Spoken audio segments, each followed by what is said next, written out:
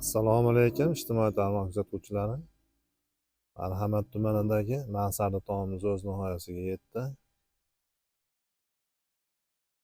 Shu tomimizni hozir ichidan ham obzor qilib beraman.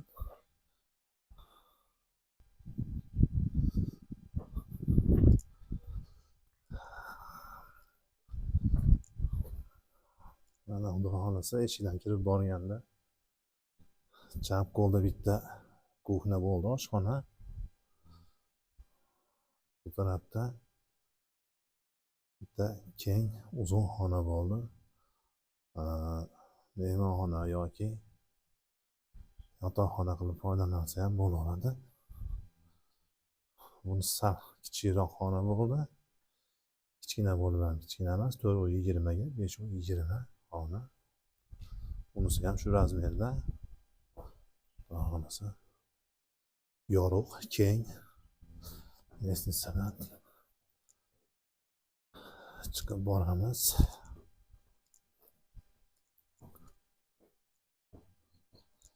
Ikkinchi qavatimizda chiqqanda hol, kattagina hol, oldida balkoni. Bu yerda mana 6,5 metrga 4x20 xonamiz. Bu yerda sanuzul. Bu yerga ham uvolok qo'yib chiroyli qilib o'tirsa bo'laveradi. Bu yerda ham kattagina yorug' xona. Endi mansardasiga chiqamiz.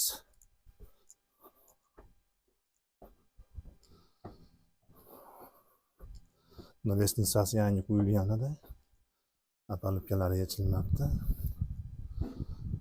Tomni mansarda qilib yopganmiz. Buni videolarimda qo'yganman. O'ziga moslab har qanaqasiga bo'lsa bo'laveradi. Ustunlardan перегородка qilib bo'linadi. Ikkita xona bo'ladi. Mana xudo xolasa nihoyatda keng, yorug' bo'lgan. Balandligi ham eng past joyi 2,90 bo'lgan. 3 metr ustidagi xonasi bilan 3 metr bo'lgan xudo xolasa. Bizni kuzatishda davom eting. Shunaqa sifatli, chiroyli xizmat ko'rsatamiz.